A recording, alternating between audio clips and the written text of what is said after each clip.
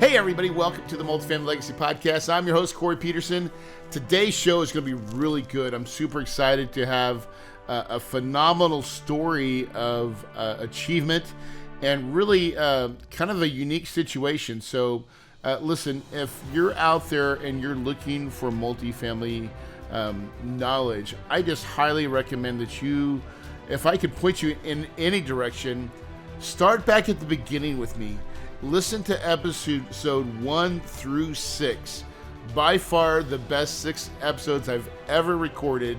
And it is the meat and potatoes that I created this podcast with. So if you've not listened to episode 1 through 6, do that. And then when it's done, if you like it, man, get on iTunes and leave me a 5-star review. I think you guys will find it highly motivating, highly educational, and will just propel you to want to go out and crush this business. I love this business with the bottom of my heart. It is something that can change your life forever. So my next guest is going to talk about doing a deal just straight with the seller. And it's kind of a unique story of how it got put together. But my guest is Chris Roberts. Chris Roberts is the founder and CEO of Sterling Rhino Capital. And he's been doing this full-time as an entrepreneur and investor since 2007. He owns and operates a sales and marketing company that when he acquired it, it did about $7.2 million of sales, and he grew it to $24 million of sales. So Chris understands business, how to make money. He's got a proven track record of building successful businesses.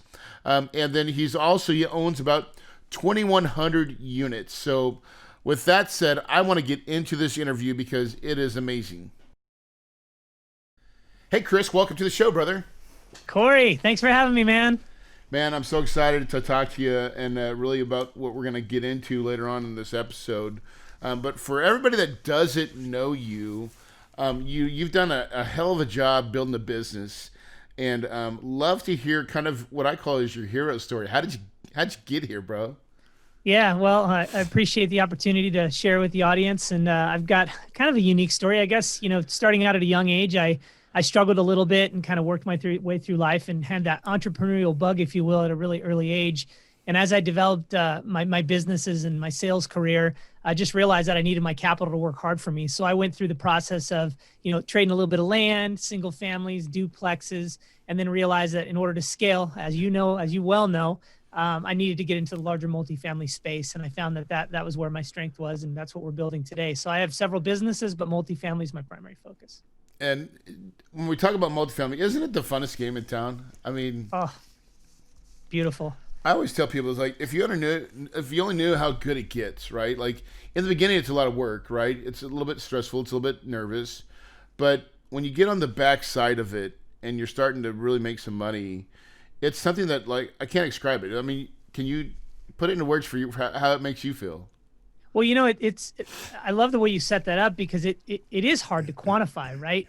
You guys do a great job of showing the lifestyle piece, like the back end of things. There's more to life than just say money and toys and stuff. It's about your family. And I really like that about the whole legacy concept. It's like, hey, we're creating legacy wealth. And I think that's something people miss is they focus too much on, okay, I've just got to make a bunch of money.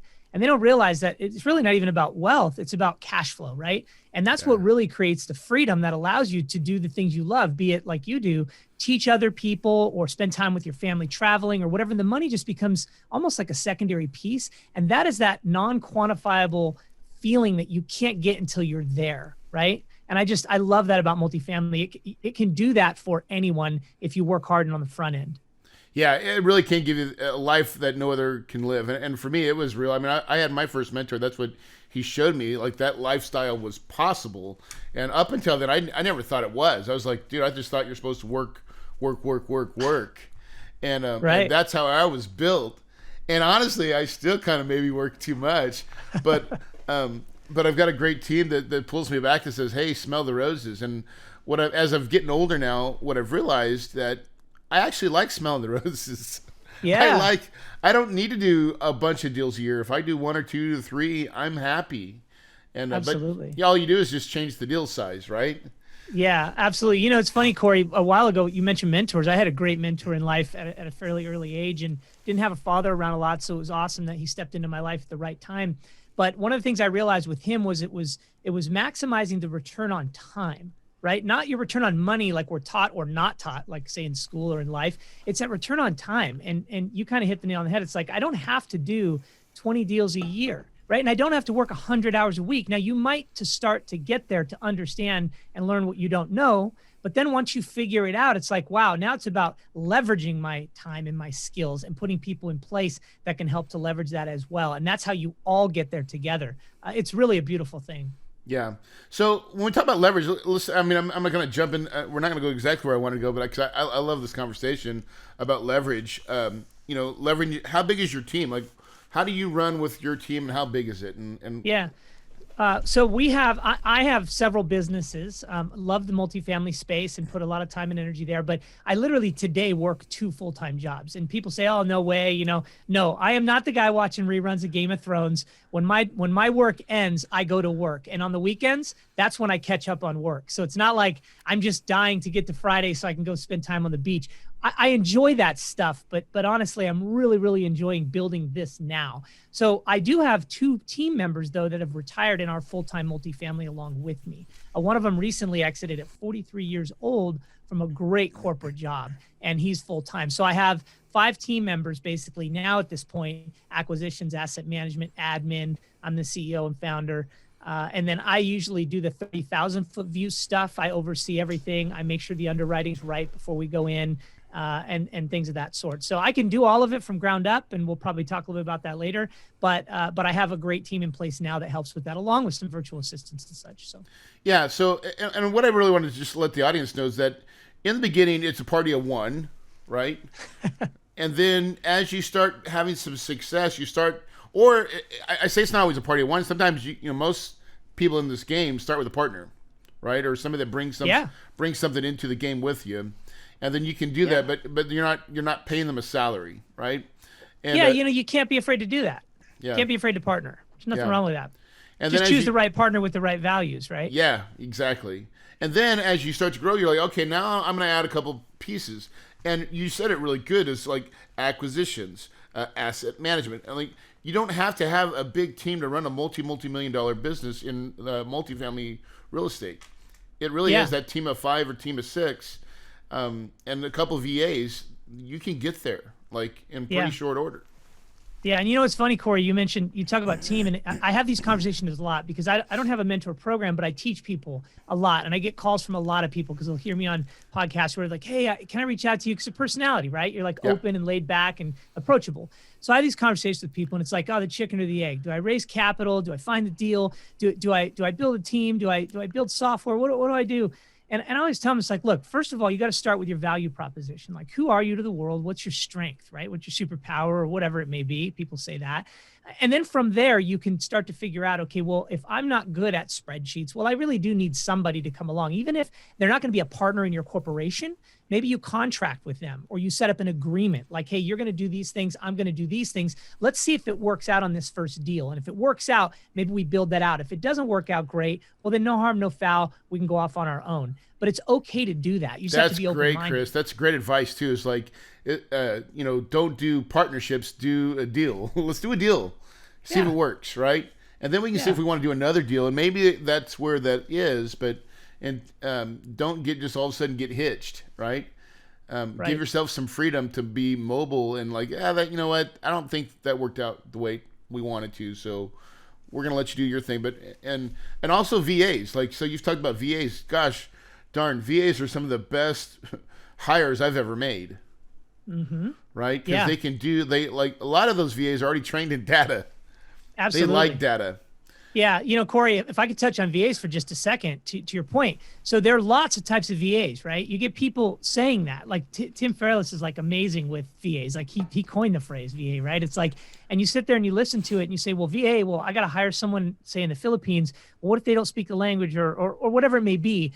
Well, you have to allocate VAs to the certain process that you're trying to implement. In other words, if you're dealing with something that you really require someone in the US, right? Like let's say you're going to use Upwork. for somebody who has a bachelor's degree, who's still going to college, but wants to work for you 3 hours a week or whatever. Well, that's great because they're approachable. They're in your same native language, and they can probably understand the basic spreadsheets and things of that sort.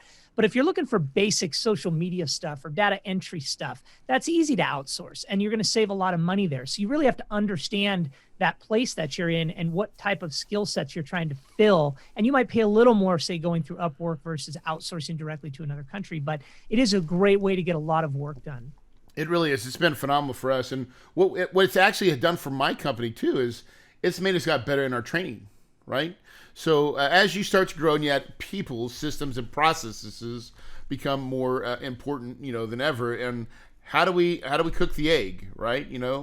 And you got to have a process for it. And when it's written down and then you can have other people follow it and you get the same looking egg, then you've got it right. If you're getting different eggs, then maybe go back to the process.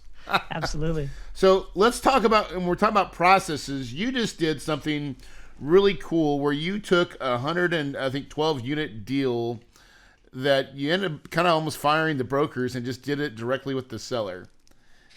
Yeah. I would love to hear about that thing. Yeah, absolutely. Well, so first of all, and I just have to be careful because we love our brokers, right, Corey? I mean, we love our relationships with our brokers. We love them. Although there are some brokers maybe that might be a little long in the tooth and on their way out, and it's a different scenario than someone who's young and hungry and ready to roll and rocking. And again, not to mislead people, just because you're old doesn't mean you're not a hustler, but it's just a different animal, right? Different teams and different companies. Here's what I'd say about this particular deal. This deal came to me as an off-market deal. And there was a bunch of brokers involved. It was a very unique circumstance. It was an owner-operator, 35 years. They built it in the 80s.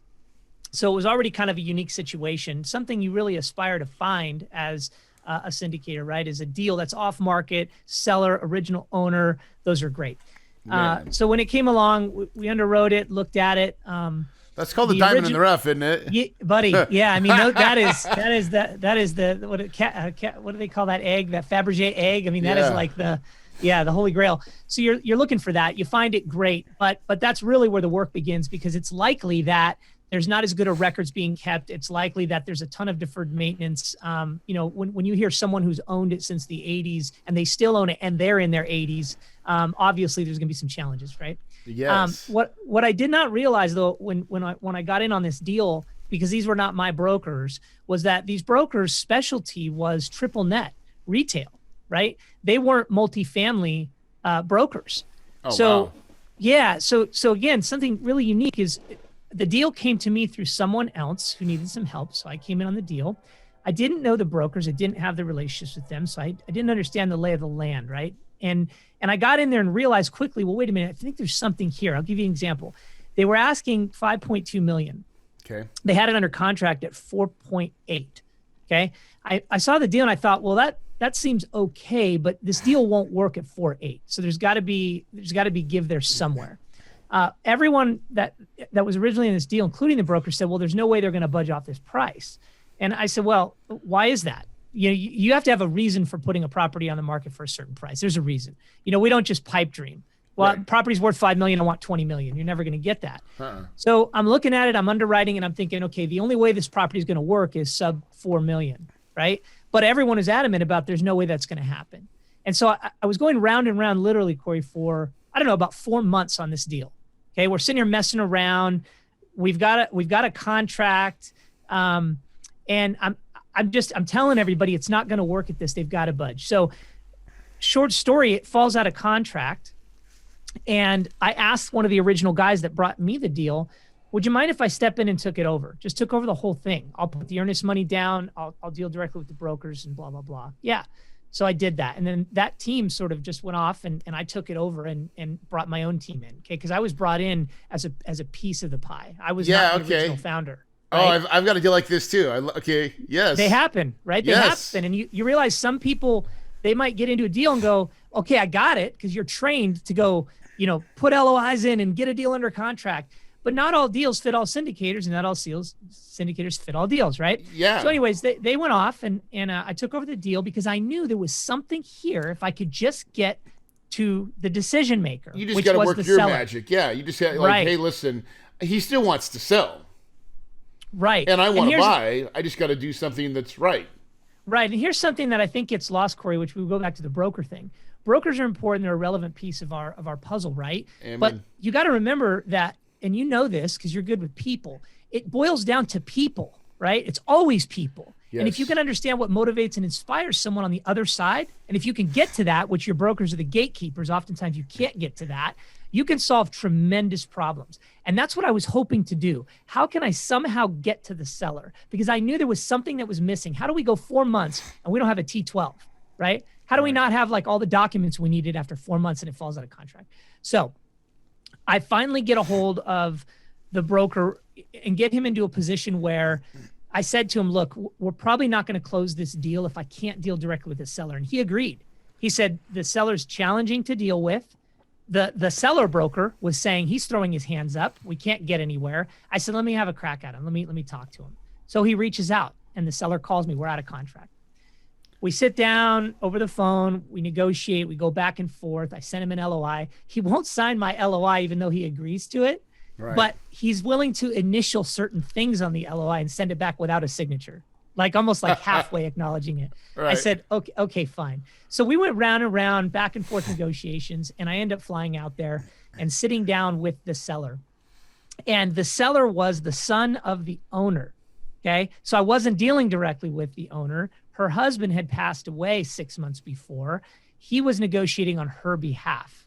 Okay.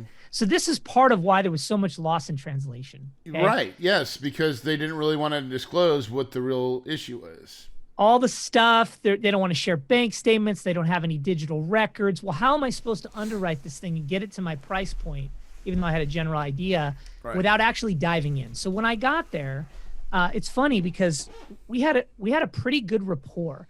And the brokers at one point said to me, gosh, Chris, I literally feel bad because you're doing all the work and we're getting paid. And I said, well, I really appreciate you acknowledging that. You guys did plenty of work. It's just someone needed to bridge this gap and everyone's throwing their hands up. So let's just get the deal done so everyone can get paid.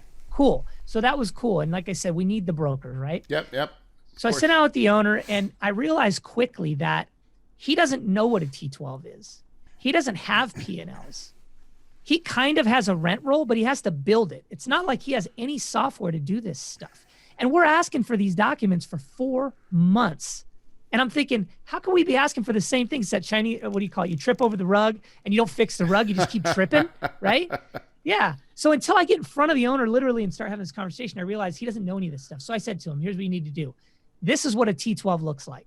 If I give this to you, can you get this data? Yeah, I can try to get the data. Let's start here. Do you know any CPAs? I have a bookkeeper. Great. Can you have them come down to the office and just go through some of this paperwork and get these items for a P&L? I just need some form of a P&L. Build out this T12. Here's a template, blah, blah, blah. And then all I need you to do is just certify these things so my lender will come along.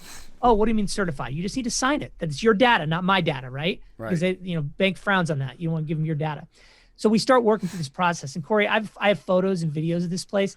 You would not believe this place. I mean, Sugar Ray Leonard's trainer lived at this place like in the 80s, right? Oh, wow. A famous quarterback, can't remember his name. When he was a kid, he lived at this place. I mean, there are photos on the walls. There was hundreds of photos all over the walls, piles of paperwork. Like you can't imagine how much of a mess this place was. And here we are trying to dig out financials, right? It was absolute chaos. So I'll stop there for a second, just see if you have any questions about that. No, I'm enjoying the story. I don't want to interrupt because it's a great story. Yeah, it was wild, man. So we're going through all this stuff. The building is kind of a wreck, which is where the opportunity is, right? I'm looking, I'm going, okay, there's deferred maintenance here. There's toilets there. There's this, that. And I'm seeing opportunity. But I'm also realizing that I really need to get down at quite a lower price. And by the way, I skipped over this. We started this process well before COVID, but then we go into COVID, which caused me to have to renegotiate quite a bit. Of course, because, yeah. Right? All the unknowns, all the issues, they weren't signing. So we got under contract at 3.9, down from 4.8 something. Okay. Yep. Originally 5.2. I knew I could make the deal fly. But now you're in your due diligence phase too. So now you're really seeing, now I'm seeing everything. Right? Yeah. Now I had been out there twice before that, so I had a good feel for what we were going to come across. Yeah. But you can't really, 112 units. Until you get through them all, dude. All bets are off. Yeah. So again, to digress, I think we were around 4.1 And what I did due to COVID and the And how much did you put for initially in your CapEx budget, do you think? We played back and forth because the cool thing about this property, Corey, is you could play this thing 3 different ways, right? You could lipstick it, and I'm going to explain why in just a second. Yep. You could partial renovate, right? Or you could full renovate, like say half units under budget. Here's why. The rents were $550 a door. Okay, market rents were $785. Oh gosh. So yeah, right. I mean, so immediately, aside from even just renovating, just rent them, yeah. Just raise your rents a little, right? And you're still going to be well under. So I knew if I could just get it down, I had 3-4 different ways I could play this deal, right? Yeah. So yeah, the idea was let's go in and at a minimum partially renovate all these units and do some of the deferred maintenance. So when you say CapEx budget, we also took about $150,000 for deferred maintenance, knowing there was going to be a lot of toilets and holes and just stuff. Like that, yep. Right?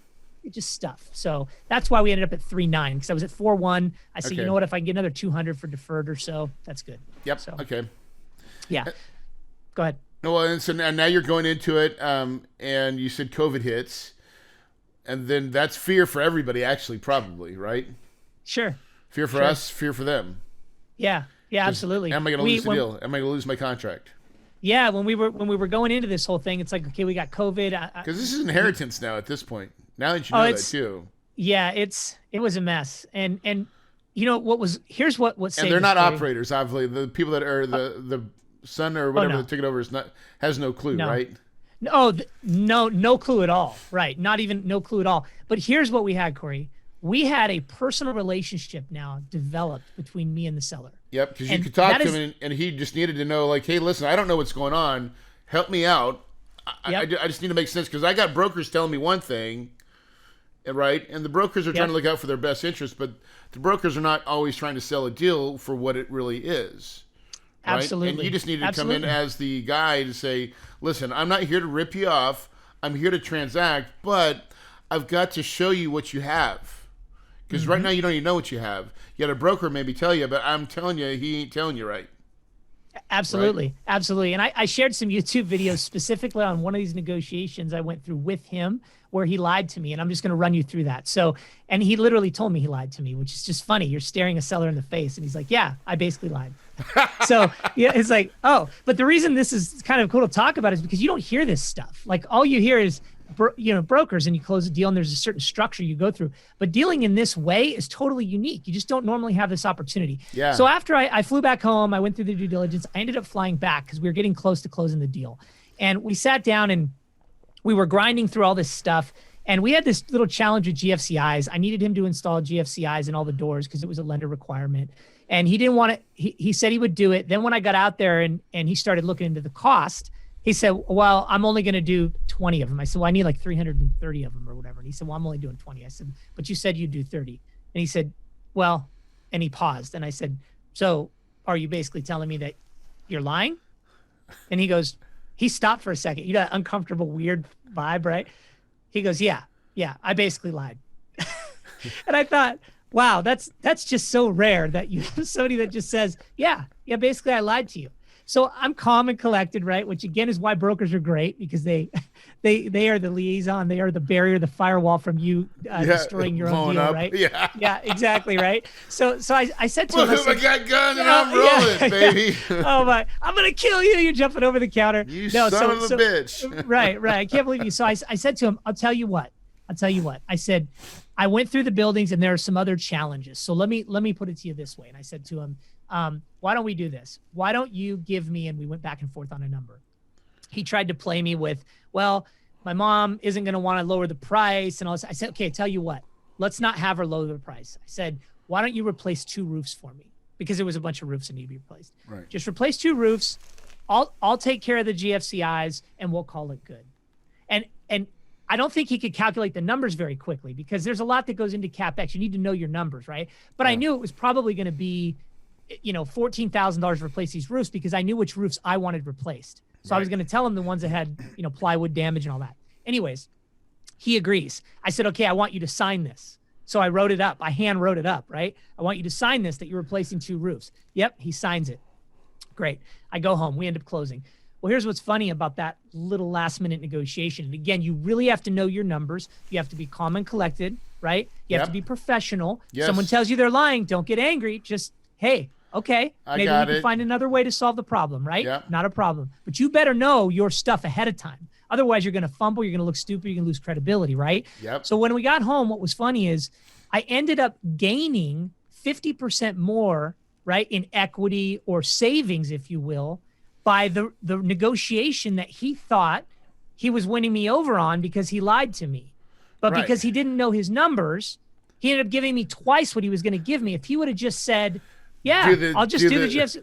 Yeah, that's no problem. And that's why it's so important to just take your time, be professional, know your numbers. But he thought that was hard, where he was like, I can hire a roofer because I know the roofer, but I don't know the guy that does the other thing. And I have no idea what that costs. That's what he was saying. Yeah, I have no idea, right? And so it was like, Right. well, confused mind. So, yeah, I don't want to do that. But, yeah, at the end of the day, it just cost him some money, right? Yeah, and that was not my intention. My intention was to go there, seal the deal. But then it was like he starts playing the numbers games. And it's like, look, don't nickel and dime me, man. We're talking about a $5 million property here. Like, I mean, and that's what's funny about this guy. He would nickel and dime me for $50 stuff, and then he would make a mistake on a $15,000 item. So... Well, anyways, there you go. So there's wild. that's the eyes of the professional. But at the end of the day, this is called deal making. Deal making 101.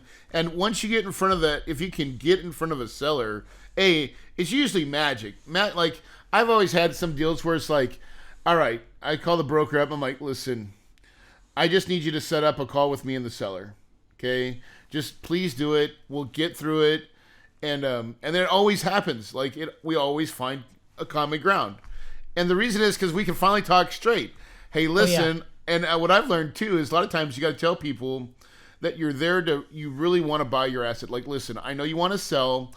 I really want to buy it. I'm not trying to not buy it, but we got a couple things that have come up and we just need to solve them.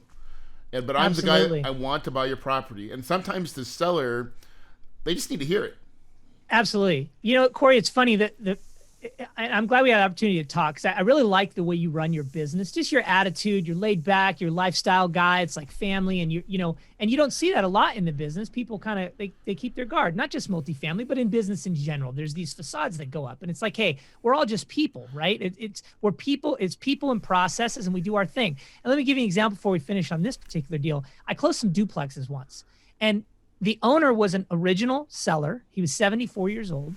And he told my broker, who was 78 years old, actually, I've known her forever. He said to her, I want to meet this guy. This was the seller, not me trying to buy. And I thought, why does he want to meet me? Right? So we meet in the property and we start talking.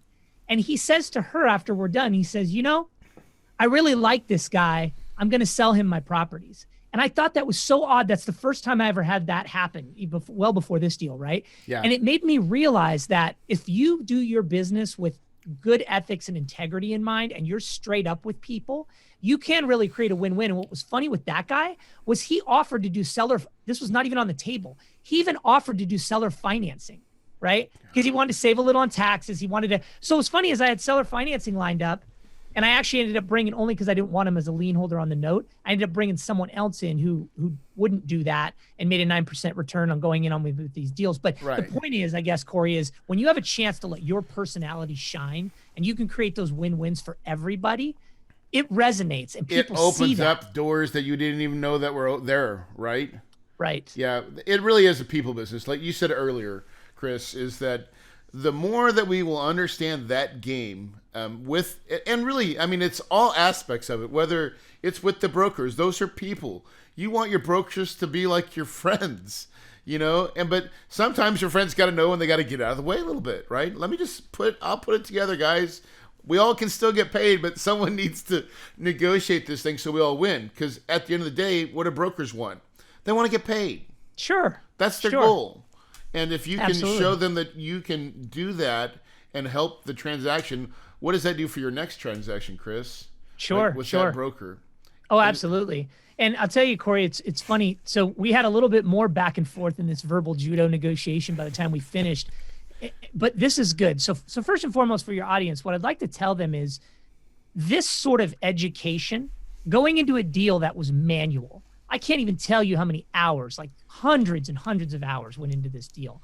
But manually calculating the rent rolls and finding that this guy had 2 different receipt books. One was his receipt book and one was, I mean, it just goes on and on. One was the to the IRS. Oh yeah, right. And it went into this whole deal. And I came out and finally said, look, I just need to reconcile, right? But because I'm good at numbers and I understood the process, I was able to dig in.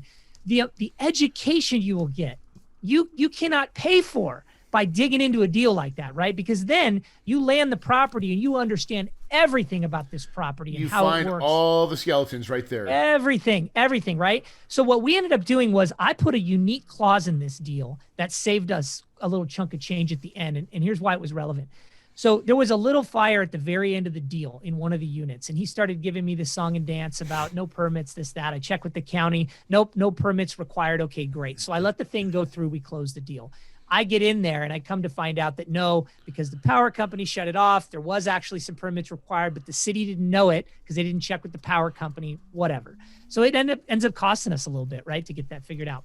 But in my clause, in my PSA, I had that said, if you have a certain amount of vacant units or bad debt, basically late payments, past a certain amount of units, I get $3,300 per unit. Okay. That worked really well for us because he got a little lackadaisical at the end there, as I figured he would with COVID and everything else. Yeah. And I kept pushing him. Are you collecting? Oh yeah, but we don't want to create a bad reputation in the community with this. I'm like, hey, I'm just asking you to just collect your rent. I mean, you're not kicking people out. Come to find out, we end up getting an extra $25,000 bonus as a result of that clause, which helped easily offset the thing he tried to hide at the very end, which was the little fire damage issue. So and I want to make people to note that this is, I think, human nature, especially when you're dealing directly with a seller, is the little white lies that show up a little bit more. They tend to show up. Brokers are usually good at trying to get that out. I mean, the brokers tell white lies as well, right?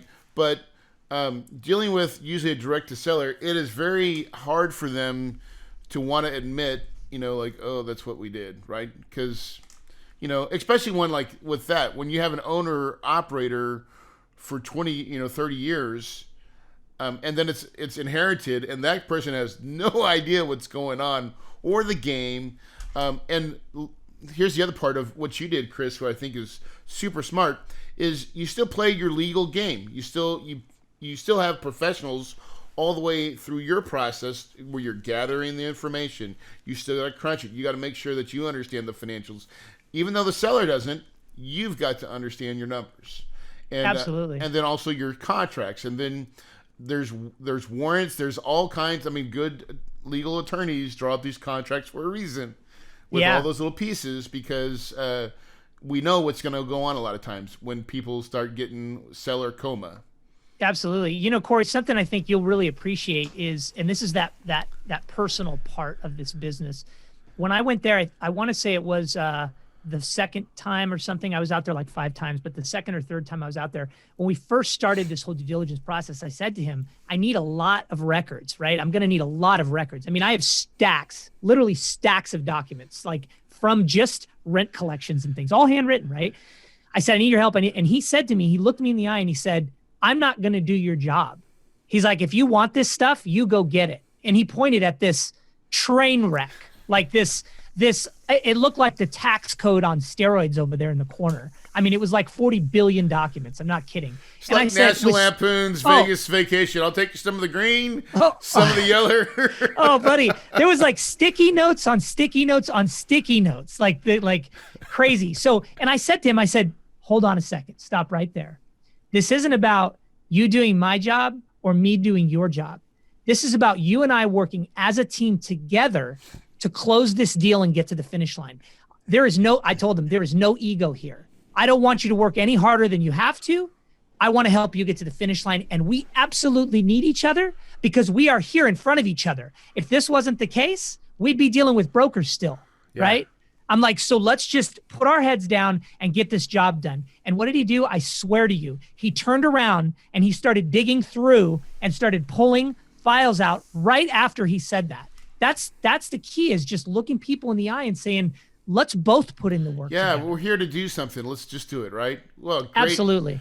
Great message. Great message for the day. I would love just to end on that. Let me get a couple of power questions out here to you. Sure. So, any new books or anything that you're reading that's been inspirational for you lately? Yeah, Talking to Strangers by Malcolm Gladwell.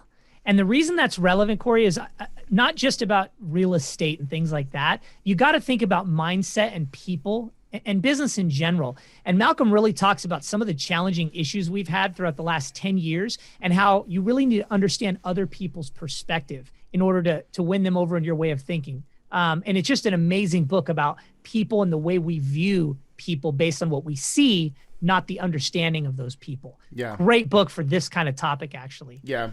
I always like to ask people a financial question as far as raising money. Mm-hmm. What has been your biggest gift or thing that you do in raising capital? Well, a couple of things. I have a real personal touch on the capital side of things. I personally deal with all the investors, even though we outsource some of the data. I take the phone calls, the follow-ups, the emails. Anytime anyone needs to reach out, I personally take that very seriously, whereas it's not the case sometimes, right? So we do that, and then we have really, really good systems to make sure we're keeping in contact with them. Automations and emails and things like that. But we also put a lot of content out to keep them engaged. Yeah, to touch base with them, let them know what's going on in the marketplace, things like that, right? And then the last thing is just more inspirational. What would you tell anybody that's looking to start into the multifamily world, this business? What would be your advice to them be? Well, Corey, when I started building businesses and just sort of developing who I was, I built out a mantra. And, I am not a victim of my environment or my circumstances, but I am the results of my actions and my attitude. And I don't have fear. I don't have time for fear in my life because I'm out achieving my dreams.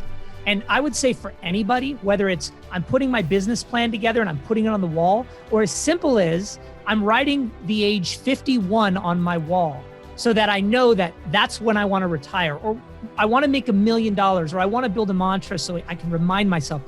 Make sure that you figure out your value proposition to the world, your strengths, and then tell yourself, be it a mantra or a saying on your wall, how important it is to keep focusing on that to get there. I would give that advice to anybody. Oh man, love it. Guys, just want to thank you for listening to this podcast. Keep listening for great content, just like Chris just gave us. Listen, he just hit the nail on the head. And how I end every episode that I've ever done is, guys, the power of your mind is everything. What you can do with it, you can move mountains, you can create wealth, you can create legacy. But it starts as a dream, and then you've got to believe it. Because if you believe it, you can achieve it. And your paradise is possible.